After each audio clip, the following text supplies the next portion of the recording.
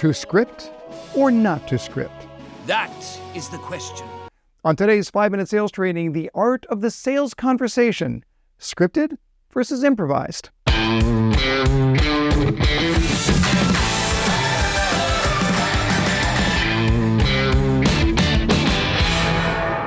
Welcome back, everyone, to another 5-minute sales training. I will assume you have subscribed to our channel, but we love it when you hit that like button every time. Today, we're going to talk about the art of the sales conversation. We're going to be talking about scripting versus improvisation. Now, listen, I enjoy intelligent performance art, specifically the art of improvisation.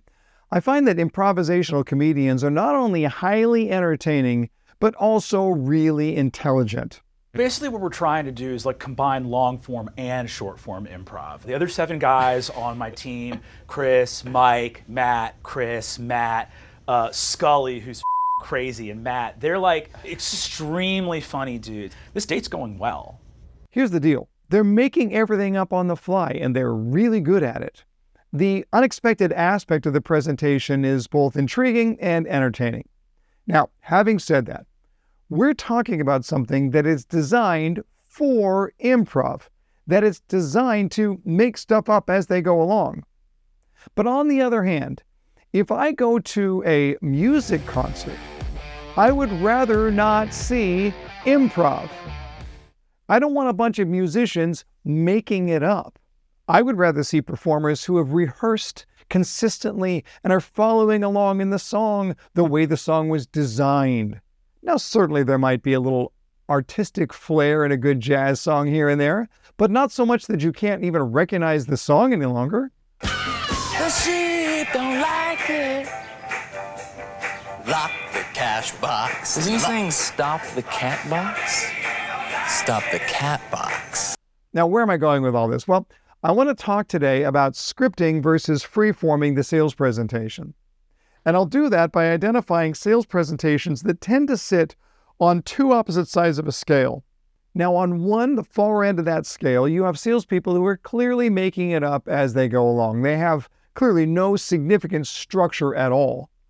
On the other end of the scale, you see salespeople who are so overly scripted that you can smell that scripting from a mile away. Do you guys smell that? It's a presentation that they've been forced to memorize or perhaps simply read word for word. Now, either way, it's distasteful. Whoa, God, yuck, yuck, yuck. So let me ask you this. If you had to choose one or the other, which would you choose? Do you choose something that's completely scripted, or do you choose something that's completely improvised? Who am I supposed to choose? Now, of course, we're going to say neither, and that would be the right answer. But I would suggest that the middle ground between those two things is the structured presentation that has room for creative freedom according to the customer standing in front of you. Now, the last part of that sentence is really important. According to the customer standing in front of you. In other words, we're not deviating from the presentation for our own sake.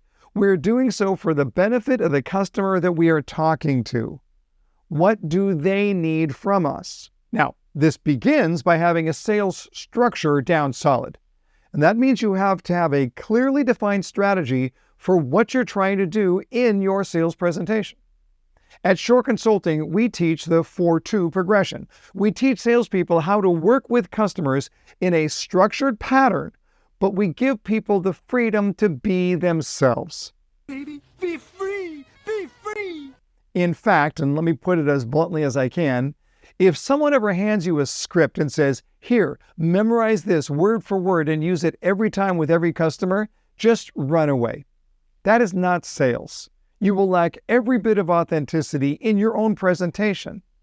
My advice is that you memorize your wording of a script that goes along with a solid strategy. But the strategy goes first. The way you're going to say it goes next.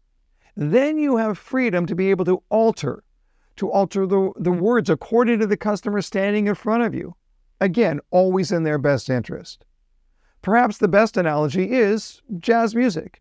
There is a structure that is predetermined to every song, but some of the specific notes are open to interpretation in the moment. here's to an incredible performance, but always in the best interest of the customer. Yeah, that's jazz, man. Thanks for watching another 5-minute sales training, and until next time, learn more to earn more.